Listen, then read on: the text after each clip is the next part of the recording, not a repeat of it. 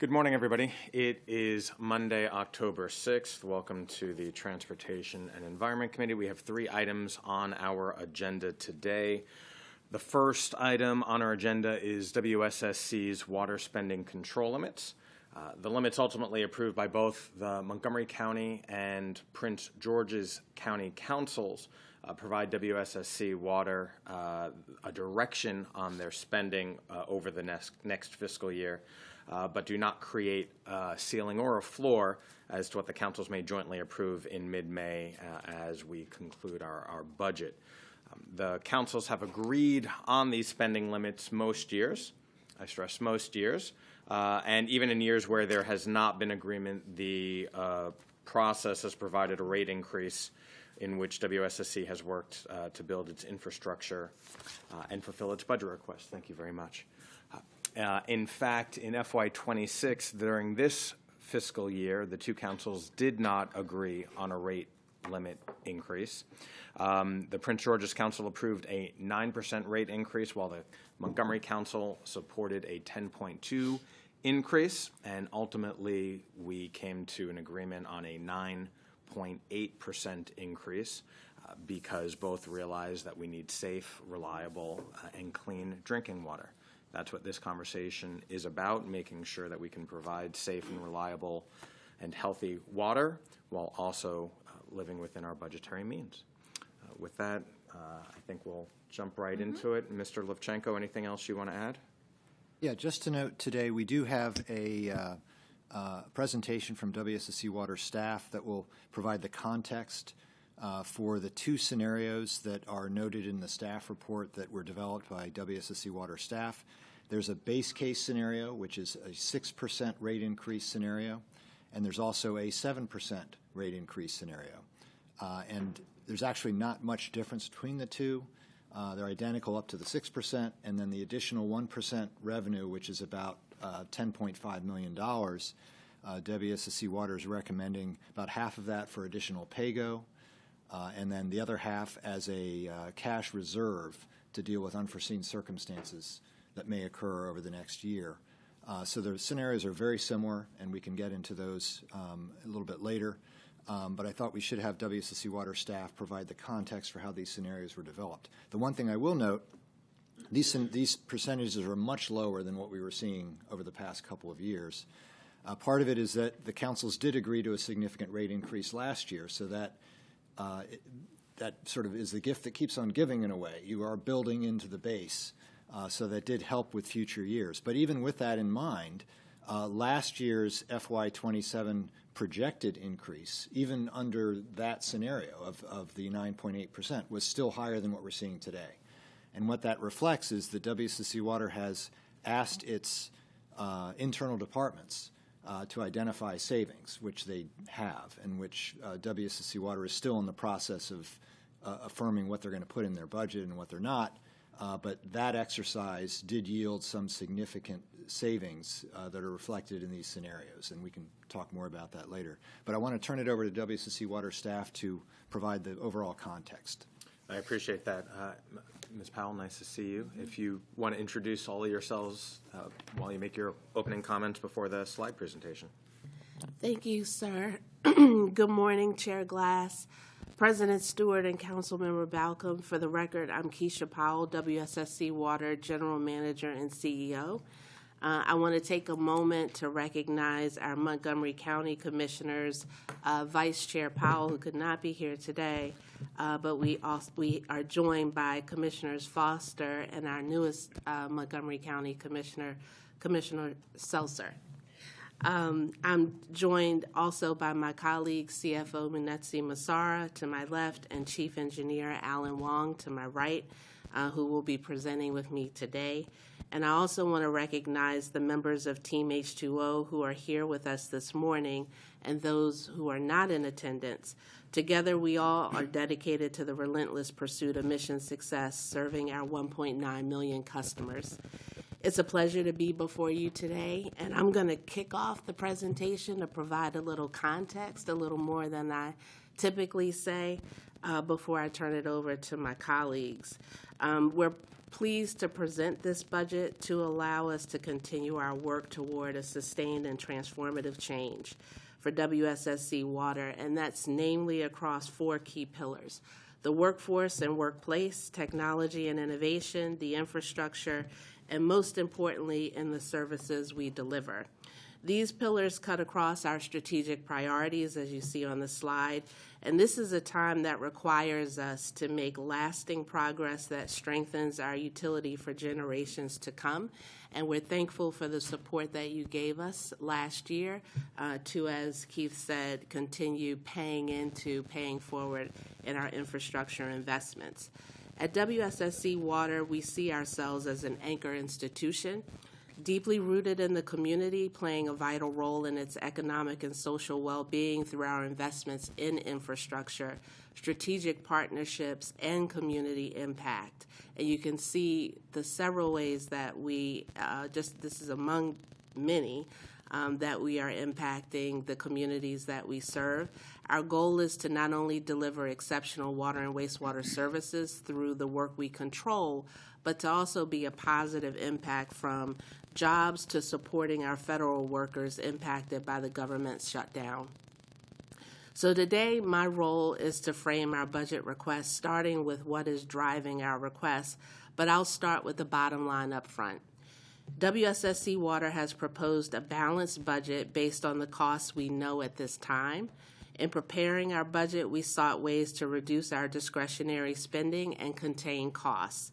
Specifically, I directed the team to reduce our proposed fiscal year 2027 budget where possible 5% below the fiscal year 2026 approved budget, and they came back with 8% in reductions. Overall, $27 million was reduced from the operating and maintenance base budget.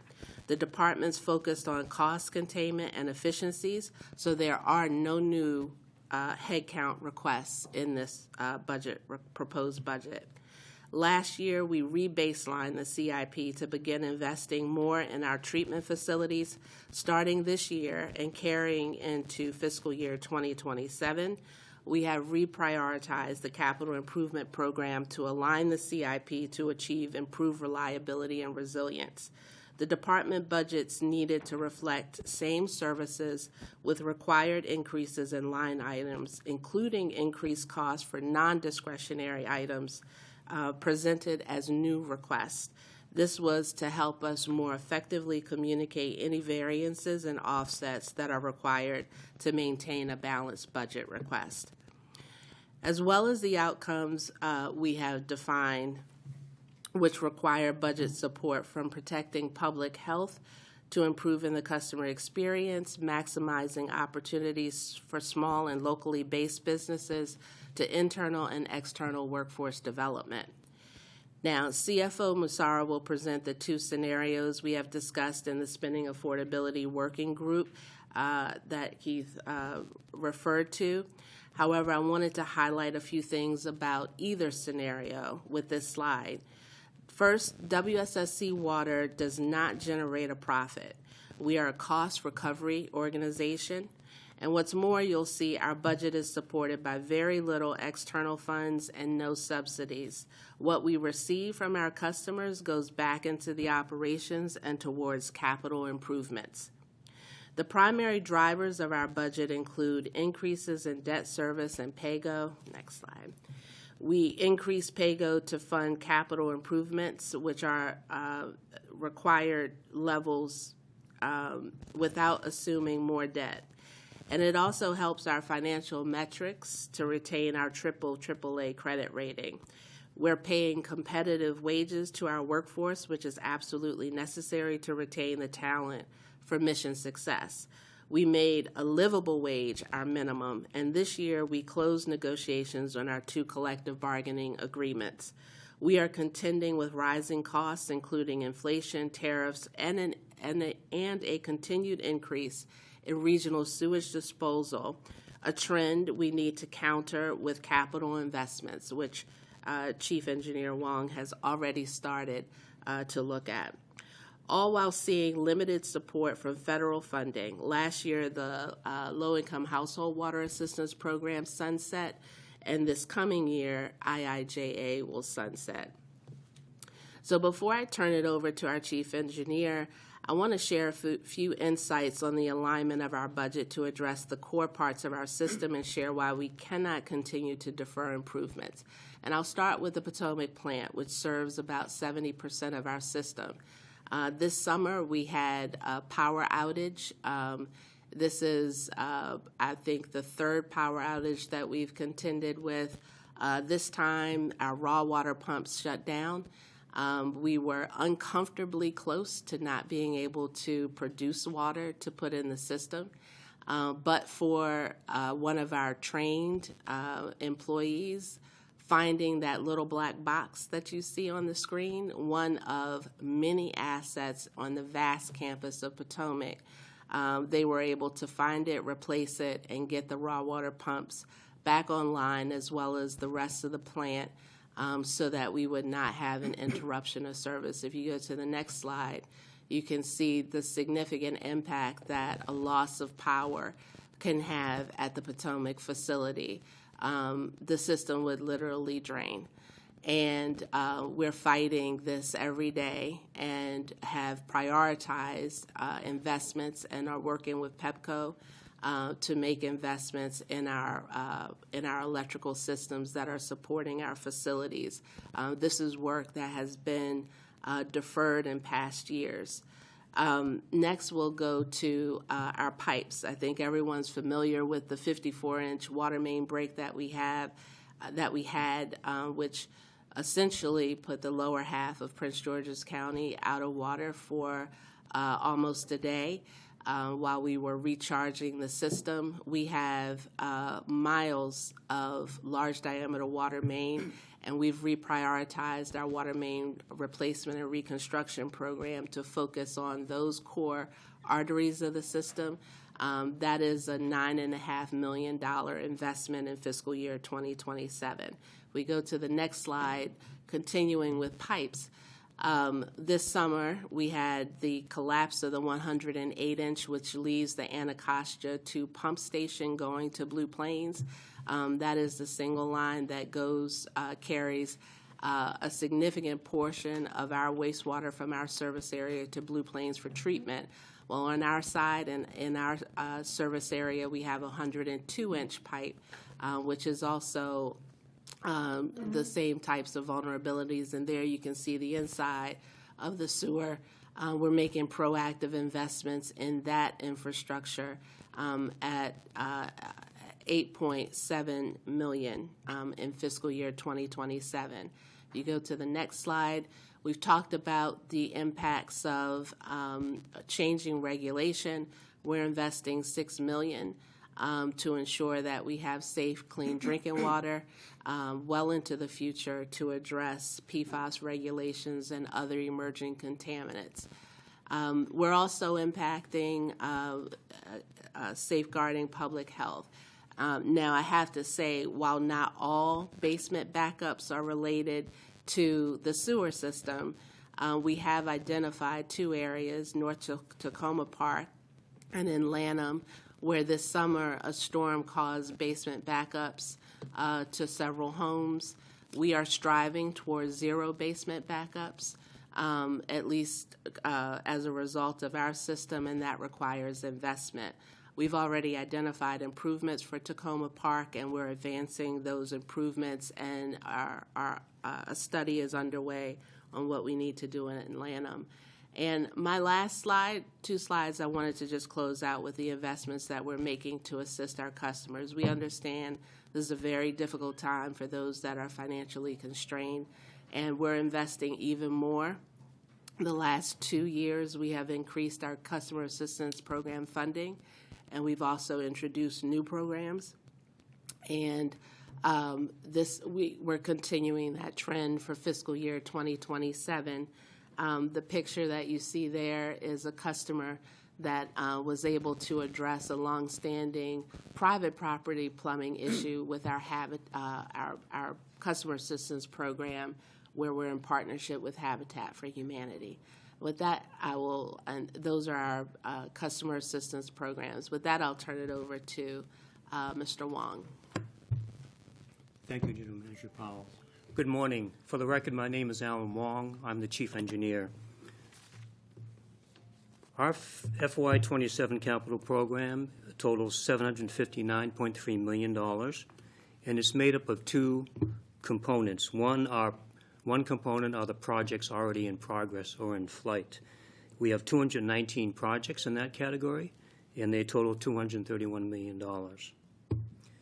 The other projects category is the projects that are launching in 2027, and we have 88 projects in that category, totaling $202 million. So if you add those two up, they don't total the 759. So the other category is the remaining $300 million, which is noted in the bottom of the slide, which are our other initiatives, including lead reduction program, PFAS, which the general manager has mentioned, Blue Plains, master planning, and other developer projects. So those are the three major components of the 759. Next slide, please. What we've tried to do is summarize our 8 major programs with this chart. So the 8 major programs are on the left, and if you look at the graph, the blue lines are FY27 budget. The green bars are the FY26 budget. So you can see going down this chart that some budgets have been decreased from 26 and some projects have been increased. So what we'll do is take you to this next slide and give you some more detail and explain why there are increases and why there were decreases in the budget. So on the water distribution side, we actually have a reduction there. And this is a good story. Since 2025, we've been meeting our critical performance indicators, our metrics, in terms of how many miles we're addressing and also how much water main breaks we're experiencing in the system. We're meeting those metrics, and so we found that we're not spending what we budgeted, and we're still meeting those metrics. So what we've decided to do in 2027 is to lower our budget for 2027, in keeping with what the general manager said in terms of right-sizing, our budget going forward. The next category that was reduced was the mixed use, and this is mainly because of the 495 I-270 program. That's a state program that's on hold.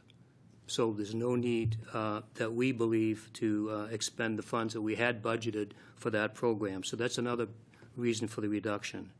On the water treatment and storage side, we are wrapping up and closing our Potomac plant consent decree. And we've met all the deadlines. And again, we had budgeted funds for 2027 in case we didn't meet all those requirements. But we have, so we have a reduction there.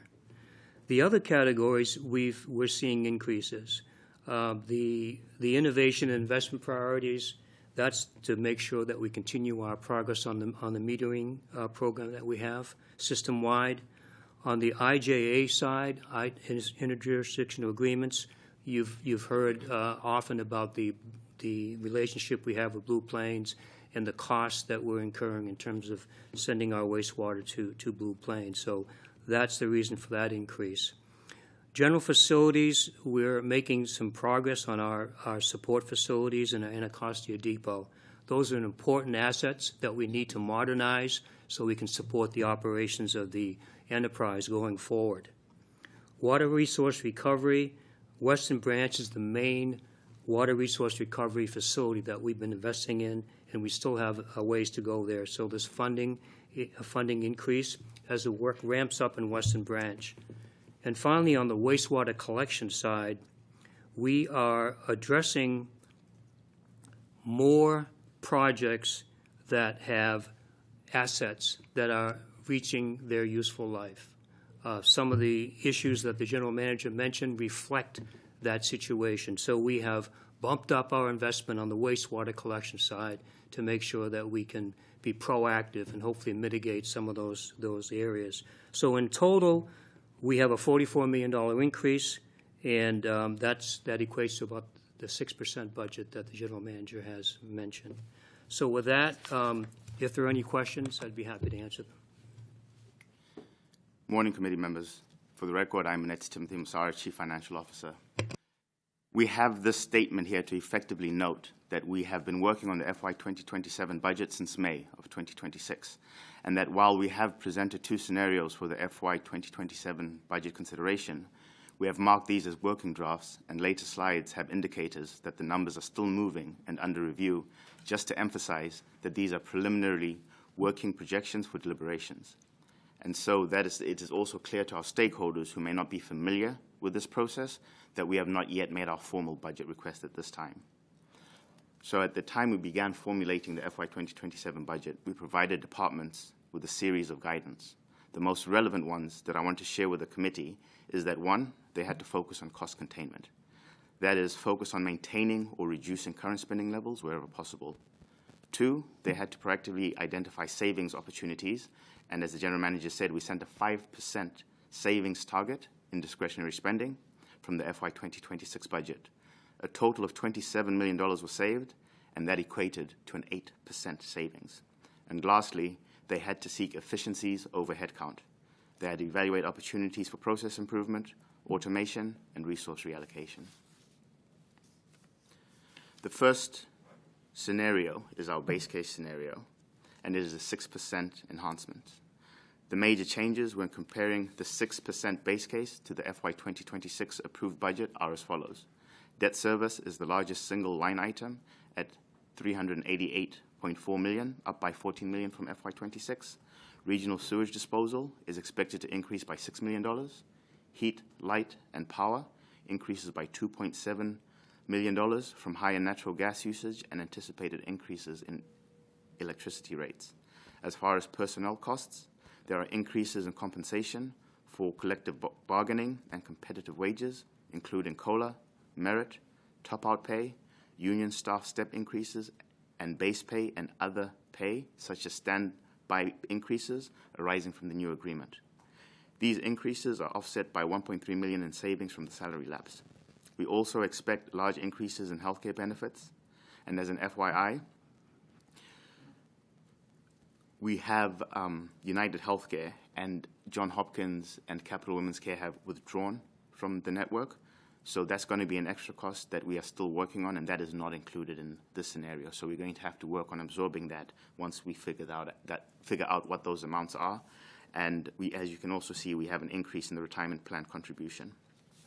In the discretionary cost categories, we have higher pay-go to support our capital investments and reduce the cost of debt, and increases in miscellaneous other for expanded on-call plumber services, emergency repairs, materials for pipe maintenance, and basement backup mitigation efforts, all aimed at enhancing emergency responses, reducing repair times, and improving customer service.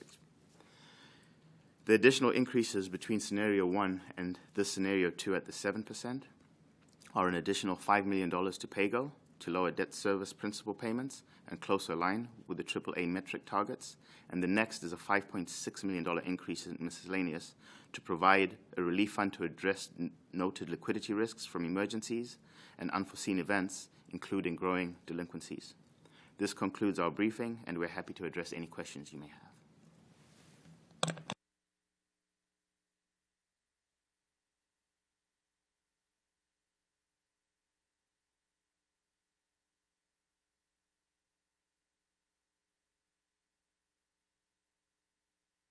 Correct them, and then most notably the cost savings that you've identified, recognizing that we in Montgomery County and our colleagues in Prince George's had a robust discussion about the rate increase, and now the economic anxiety has only gotten worse.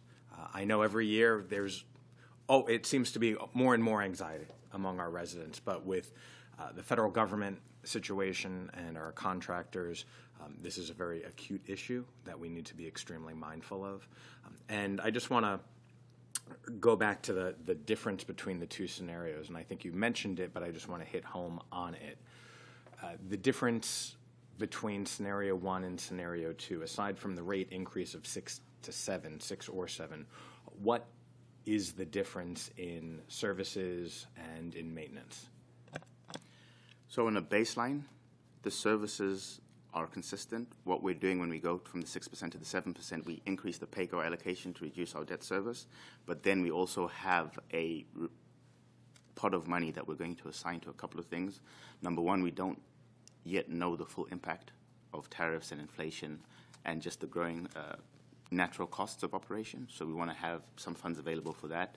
We also are planning proactively to be able to offset the growing delinquencies, given, again, the uncertainty in the economy. And then the third thing is to say we want to add to the customer assistance program and have a relief fund available to those customers of ours who are in economic challenges. Oh, and then also to address that healthcare issue that we mentioned. What has the increase, the rate of increase among healthcare for staff been? This year, the increase is between 18 and 22%. Yeah. Last year, it was an increase of about 15%. Right. So healthcare has been a significantly large driver in our compensation piece as well, because we had to keep maintaining those services that we offer. And I appreciate the slide in which you talked about the aggregate numbers in the increase and decreases, but when we focus, when you're able to highlight what the actual increases are for some of those must-haves, and healthcare is a must-have, there is nothing that you as an organization or we as a body can do to fix that. And I fear it will only get worse with the changes at the federal level. Highlighting that as the cost drivers and reasons to increase the rate as much as some folks might not like it, it is a cost of doing business. Full stop. Could I just add to the healthcare issue? Please. Not only is it the increase that we're seeing year over year for their premiums, it's also we have a number of employees that have expressed concern about not being able to access healthcare options at Johns Hopkins and Women's Health, the Women's Capital Health, specifically. Individuals that are receiving care that is only offered at those facilities, doctors that are only tied to those facilities with some significant care issues, and in some cases, the absence of coverage for those services means much higher out-of-pocket costs in the thousands. So the options that have been presented by our benefits consultant are costly for us to be able to mitigate the changes that we're seeing with United Healthcare and those that are dropping out of the network.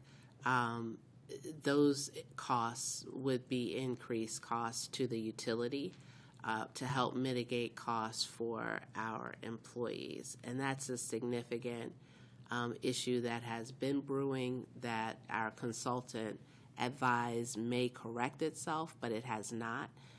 It's actually gotten worse. And because we're a smaller agency, having more than two carriers would be potentially a significant expense, and that's something that we have to work through. So we have to reserve some funds to be able to address that issue. I know anecdotally you're not the only organization that's experiencing that as those agreements are renegotiated. There are sometimes changes in coverage or negotiations that need to happen to maintain those coverage levels. So thank you for elevating that. I'll say for my colleagues' consideration, I understand between the 6 and the 7. I, at this point, would feel much more comfortable with the 6% level because I understand the point of the 7 to be to decrease the debt service level. But at this point in time, I am also concerned about the debt that our households are already experiencing with the economic anxiety. So the debt is shared, the burden is shared, the anxiety is shared, but for those reasons, I'd prefer option A, which is a 6%. Councilmember Balcom. Thank you. Thank you for the presentation, and it's always good to see you to come in at the very beginning. I don't know if it's from our budget process, if it's the first butterfly of spring or the canary in the coal mine, right? In terms of looking at the budget. I think that we had a very difficult decision last year to make, and we went with a higher number because we fully understand the need that the organization has to deliver water, safe, clean water. And I was at an event this weekend tabling, and I had two different people come up at two different points in time. One to talk to me about how their water bill has gone so high and what are we doing and why is their water bill so high. And then maybe an hour later, somebody came by to talk to me at length about the Clapper Road project and why the Clapper Road project is taking so long. And that is the balance, right? And that's the balance that you have to deal with every day. We have to make that decision. And I feel like we must make sure that the system is functioning and working, and we don't get into a more dire situation. I do think that this is the very, very beginning of the process, and we work with Prince George's to come up with a final number. I think that at this point I'm comfortable with 6%. However, as the budget works its way through, and you're looking at more definitive numbers, I'm certainly, and I'm sure we all are, open to hearing if that changes. Right? I appreciate the cost savings, and I think that part of that, the meeting the metrics, is because of the investments that have been made. So it's a really difficult balance, and we don't want to make sure that we don't want to undermine the great work that's been done in the past couple of years. So that's a balance. Good points. Councilmember Stewart. Thank you. Thank you for being here. I want to say also, and I know General Manager Powell, you highlighted this in your presentation about the assistance for federal workers and other folks. And I will say, I think it was, the wee hours of the shutdown, one of the first emails I did get was from WSSC saying we are here for the federal workers who are going to be impacted, and I just really appreciated you all being so proactive in that. So thank you for that. And also, just want to acknowledge, we did put a lot of work into last year working with our colleagues in Prince George's, and I think we are seeing that this year because we really focused on the need to invest in our infrastructure. So I just really appreciate the presentation.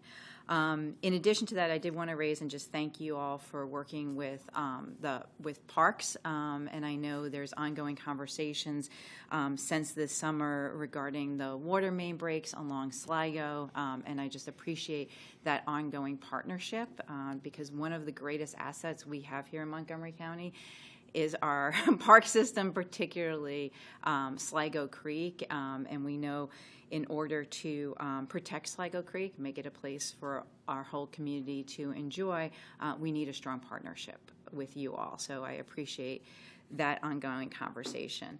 One question I did have, and Mr. Wong, I think this is for you, it might be slide 19, the ongoing work and the maintenance issues in Sligo Creek, where would that show up in the budget? I'm just curious. Yeah. Yeah. I think he's on week 3. Okay. Yeah. Oh, okay. Sorry. I went real specific real fast. I was like, I didn't actually ask you about a specific piece of Sligo, but I know I went specific real fast in a very large budget. So I haven't had a chance to brief him on that one. Okay. But we do have a meeting coming up with Artie and his team to talk about the MOU. And Yes. So part of it is on the operation and maintenance side. the response elements and then the repairs that they're making when they repair water main breaks. We have to talk about what the restoration looks like. And then on the capital side, there is some work that they're doing, and we discussed the project along the length of Sligo Creek, what our role in that would be. The work will largely fall in relation to the water distribution program. When we are replacing assets, it could also fall under wastewater collection, because I think there are some wastewater collection assets there. And what we're trying to do is, because everybody is experiencing limitations in funds, we're trying to make our funds work together. And I think we had a really good discussion with them to talk about that project, and we're revisiting the discussion. I asked them to wait until Mr. Wong came so that he could be part of that discussion, and we can work through what WSSC Water's role in it would be. But that's where we would have the capital funds budgeted. We would address the pipe and participate in restoration along that stretch. But they recognize that there is work that they would have to do that goes above and beyond what our funds can actually pay for. Yeah. Well, thank you, and I look forward to hearing more about those ongoing conversations and appreciate all that work. Thank you. And thank you for raising that question, because that was in my mind when I talked about partnerships, but I didn't give that as an example. So I appreciate you raising that. Great, thank you.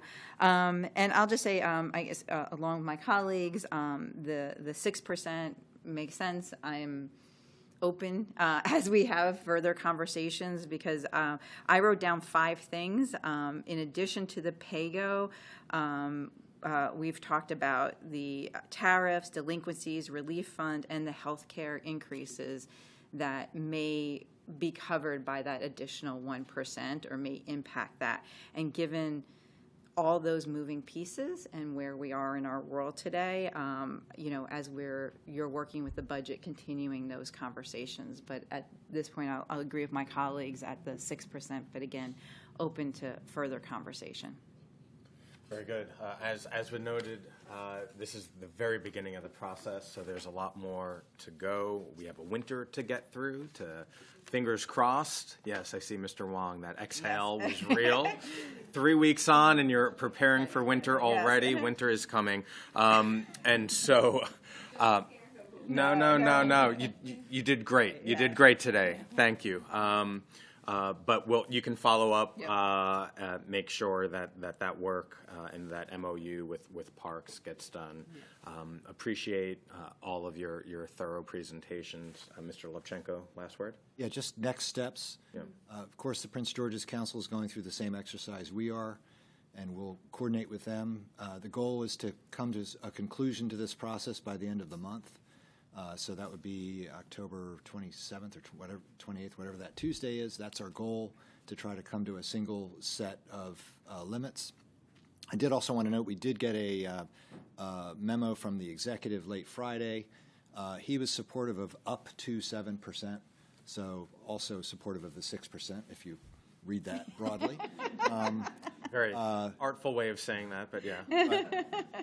And once again, we'll see what happens on the Prince George's side, and then the next step in the process would be a preliminary proposed budget by WSSC Water in January that would go out for public hearing.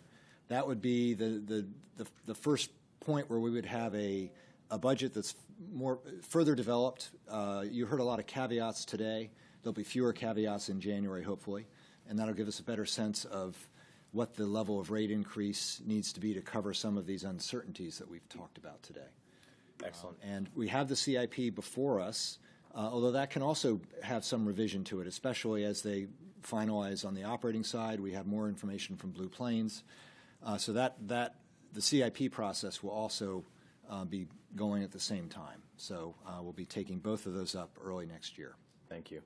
Thank you, Mr. Levchenko. And final word on this, I'll refer back to what Councilmember Stewart mentioned about the shutdown and about the financial assistance that's available. Please continue pushing that out, reminding us to include it in our newsletters, pushing it out on social media, and in turn, I would ask you to let us know what you are hearing from your users, a true canary in the coal mine, right? Letting us know what financial hardships, if any, home residents are receiving. Okay. Thank you all. Thank you. Okay. Thank you. Have a good morning.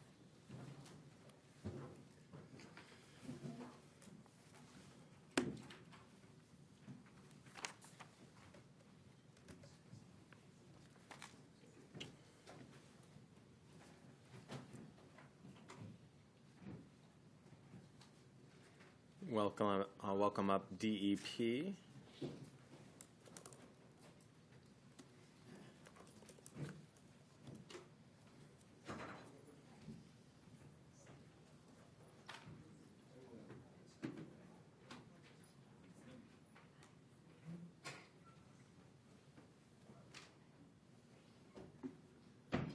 You're not trying to, okay.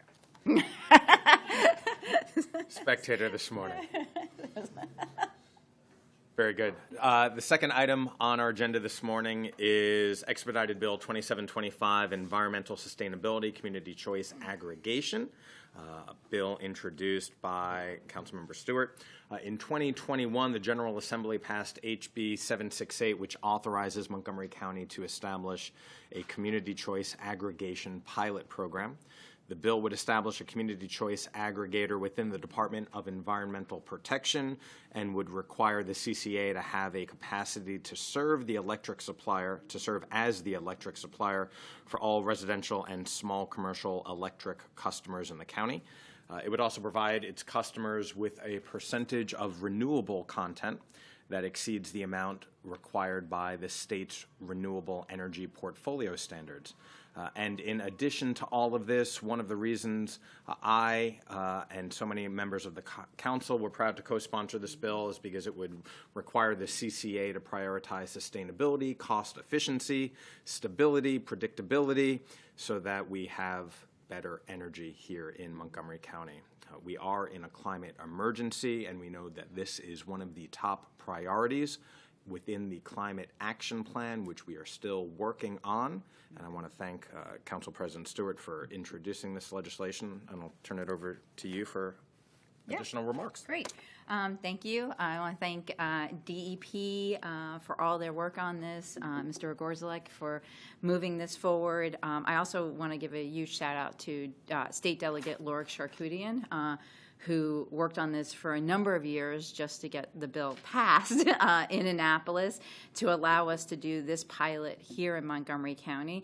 And then, as the chair said, the next stop after the bill was passed had to go to the Maryland Public Service Commission, in which there was many meetings and back and forth. And I see members of our public here who participated in that process.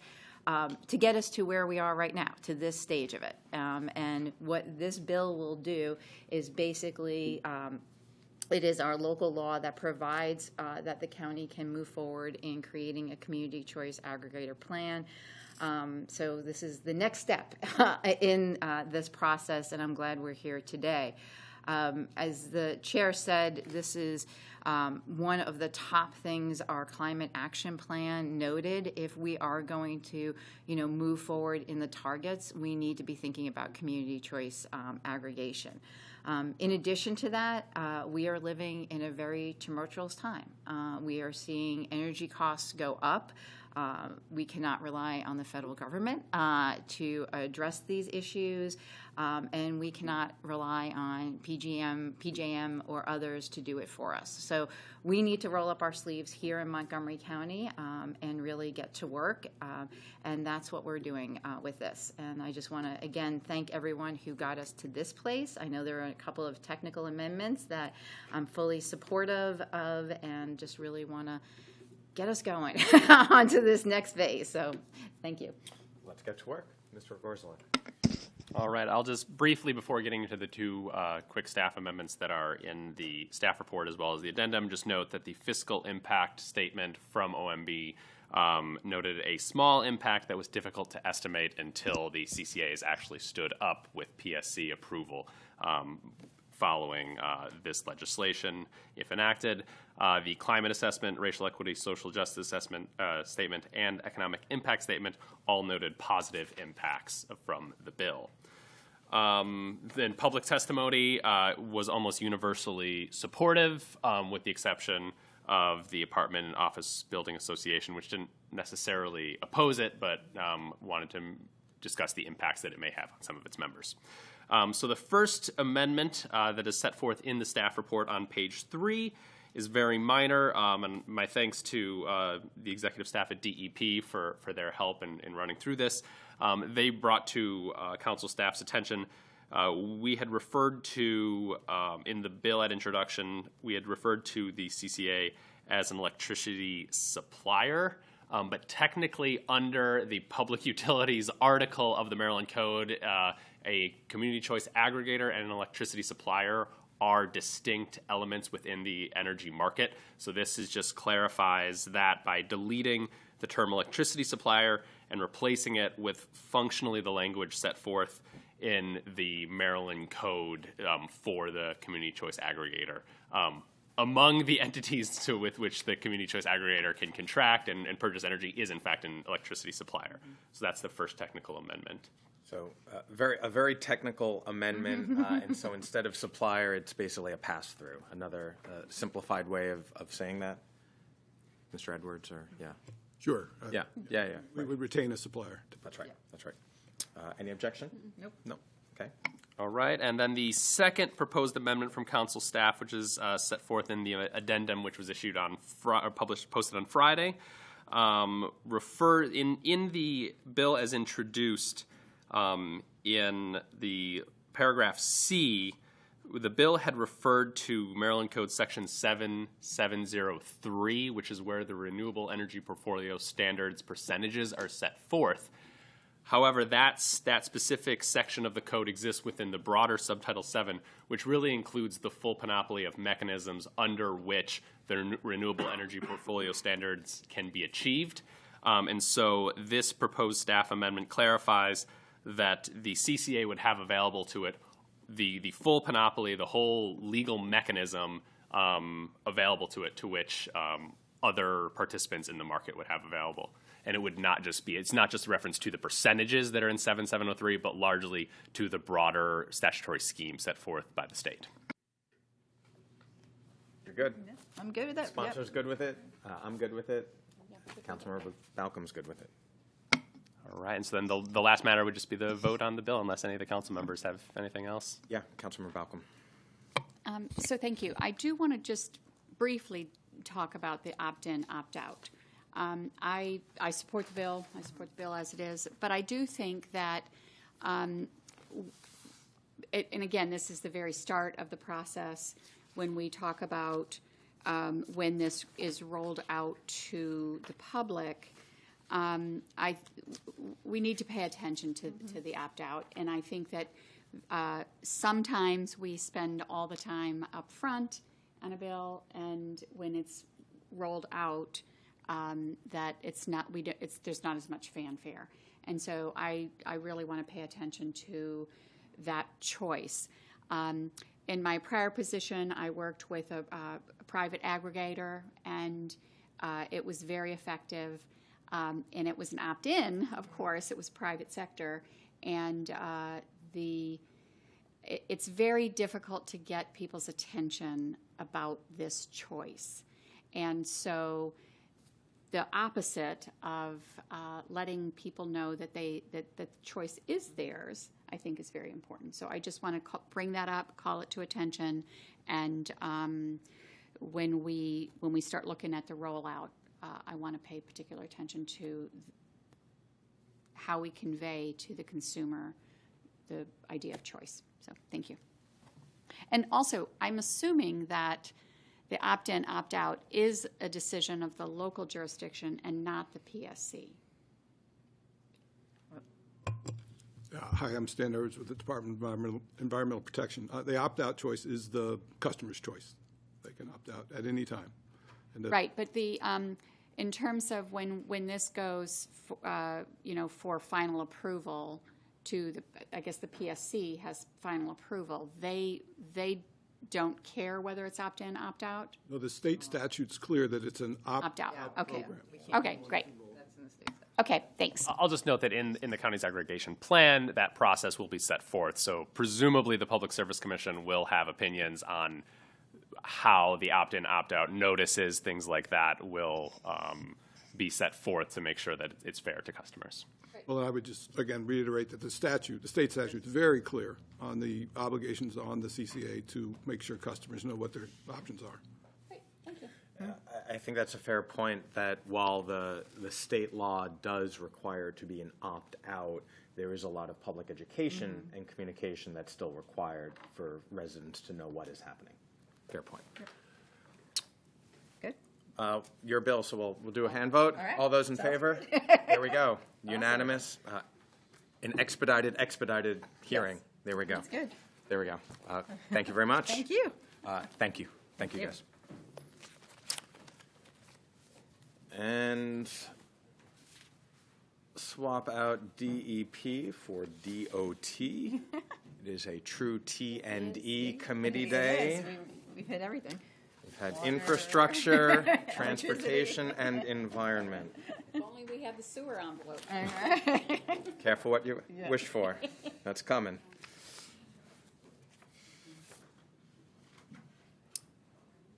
It was supposed to arrive this fall, but it's been delayed.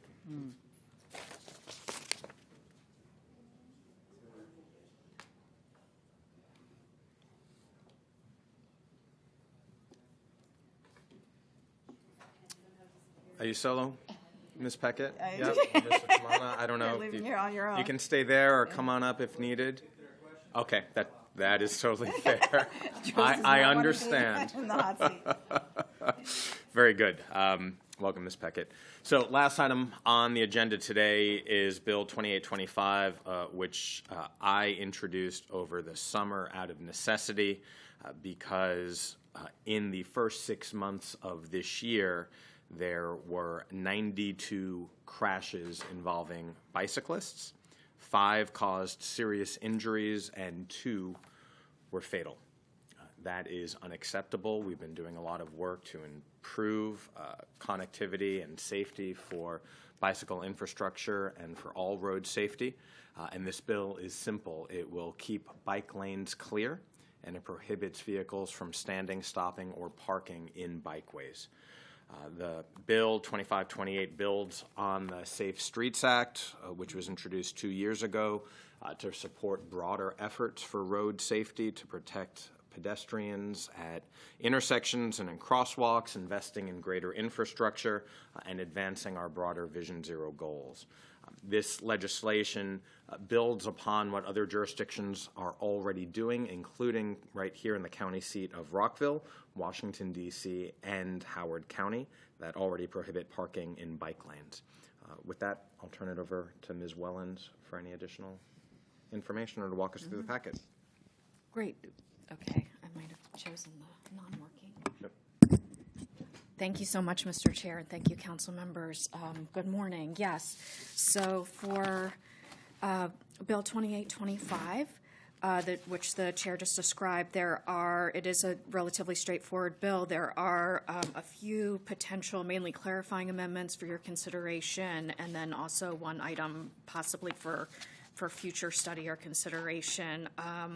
Looking at page 4 of the staff memorandum, the issues for the committee, issue number 1, there's a potential amendment related to whether to include shared use roadways within the definition of bikeway. And of course, what the bill is doing is prohibiting parking or stopping in bikeways. So the definition that we're using there is very important. As originally drafted, the bikeway would include area is expressly intended for bicycle travel, including associated curbs and gutters, and any bike lane, off-street trails, separated bike lane, shared use roadway, or side path, as those terms are defined under the Chapter 49 of the code. So they're existing definitions. So the Department of Transportation brought up a very helpful observation, which is that the term shared use roadway does include parts of roads, sometimes within residential neighborhoods, that are explicitly marked as allowing parking. And so in order to continue to permit that where it's currently allowed, the committee might wish to consider either just simply removing the term shared use roadway from the definition of bikeway under the bill. Alternatively, DOT had a suggestion of amending the prohibition under the bill so that it says that you may not stop, stand, park a vehicle, whether occupied or not, on any bikeway except, and this would be the amendment to add this language, except where parking is specifically allowed by signs on a shared use roadway. So those are the kind of the options for the committee's consideration. Ms. Peckett, do you have anything else to add? Yeah, Haley Peckett, Deputy Director for Policy. Supportive. I think that we could go either way. I think that the intention, I believe, was not to remove parking.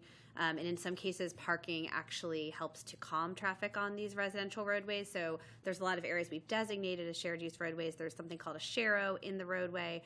So bikers know to use it, but they also know to watch for parked cars that are there. So the parked cars in that situation are not blocking a designated path for bikes. They just sort of all have to work more slowly and operate together. I think that makes sense, and it follows the intent of the bill and makes it usable, right? Yep. Yeah.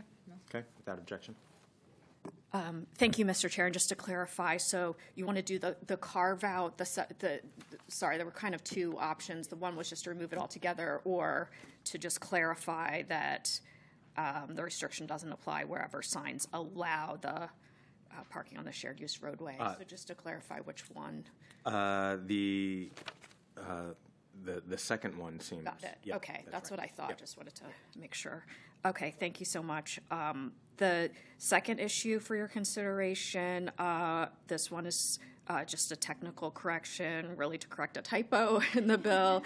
As drafted, I had inadvertently written separate bike lanes as part of the definition of a bikeway. It's really separated bike lanes, so this is simply the clarification. Thumbs up. Excellent. Objection. Thank you very much.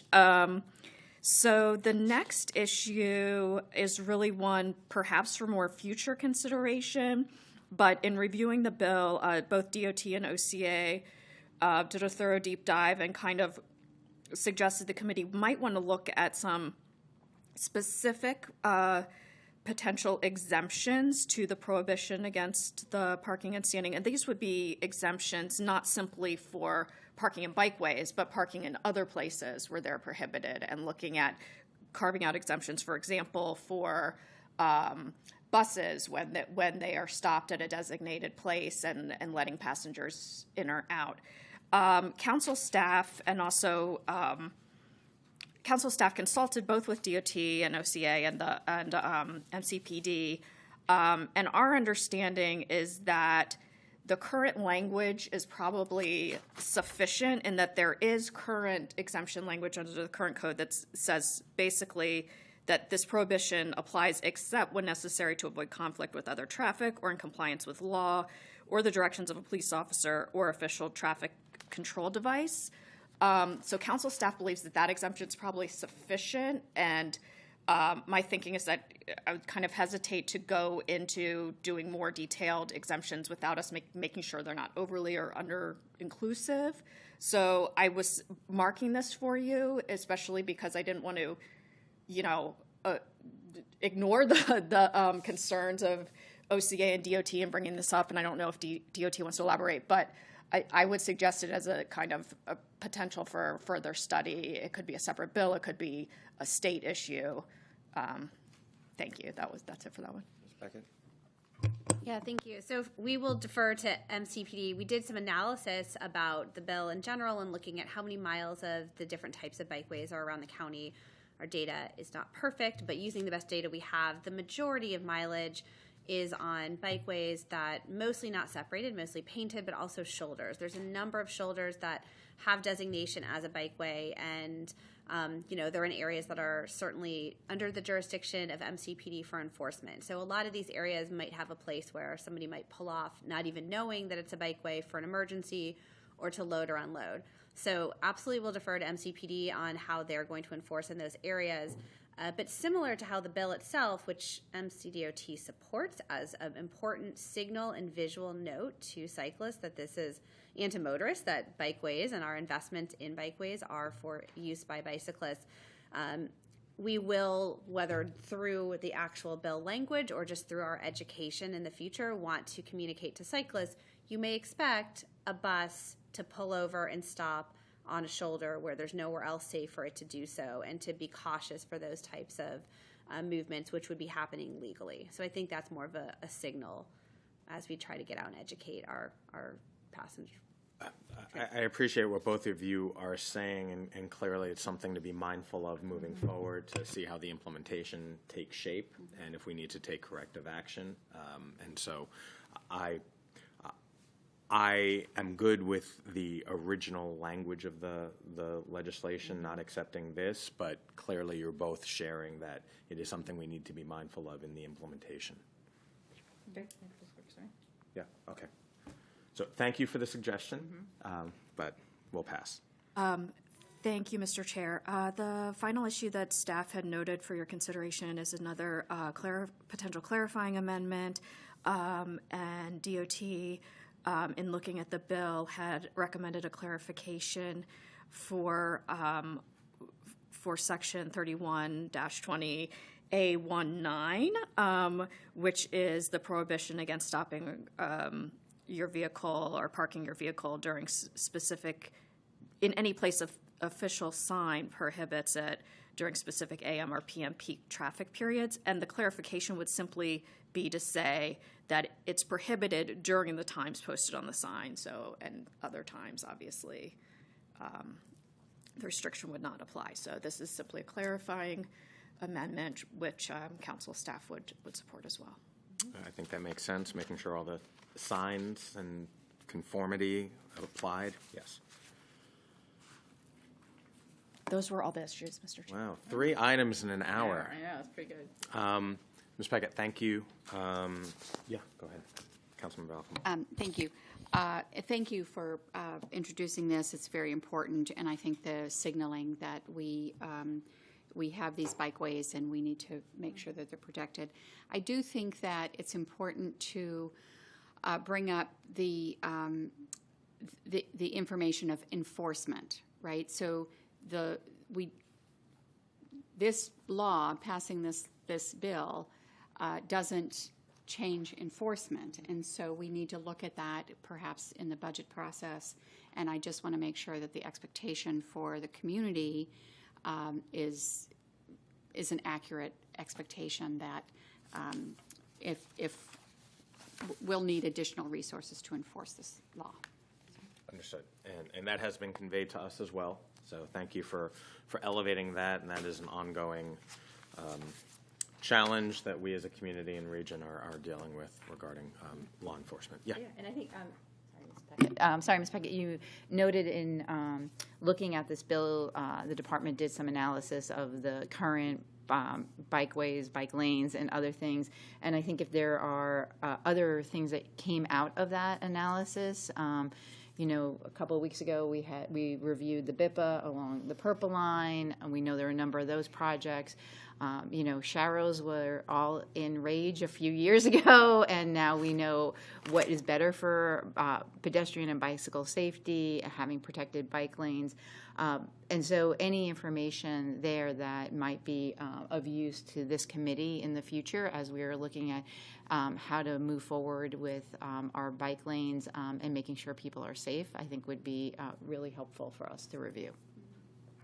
Yeah, so absolutely, and I think it was helpful for us as well to start mapping out exactly how many lane miles were all these different types of bikeways, and also who had the jurisdiction. And so one thing that we shared, I think this is in our report, is that jurisdiction for enforcement it's actually very little for DOT. We're mostly within our PLDs.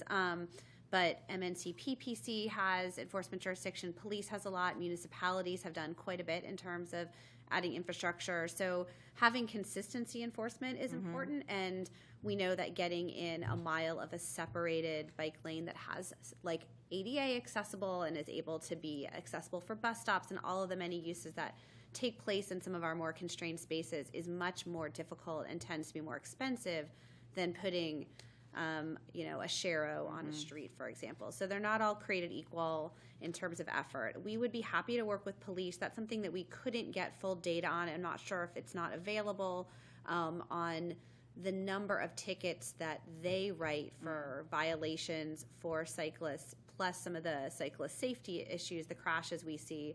So we could certainly look into that. We'd probably need a little bit more time to work with police and work with maybe County Stat and some of our other data resources to provide a clear picture, but it's something we can certainly add to our work program. Great. And just closing on the point that you just raised regarding fines and penalties, Ms. Wellens, can you just clarify? I know there was some back and forth regarding the fine amount and which one it would refer to. I am so sorry. I'm going to have to get back to you and clarify it, unless DOT has that info on the fines.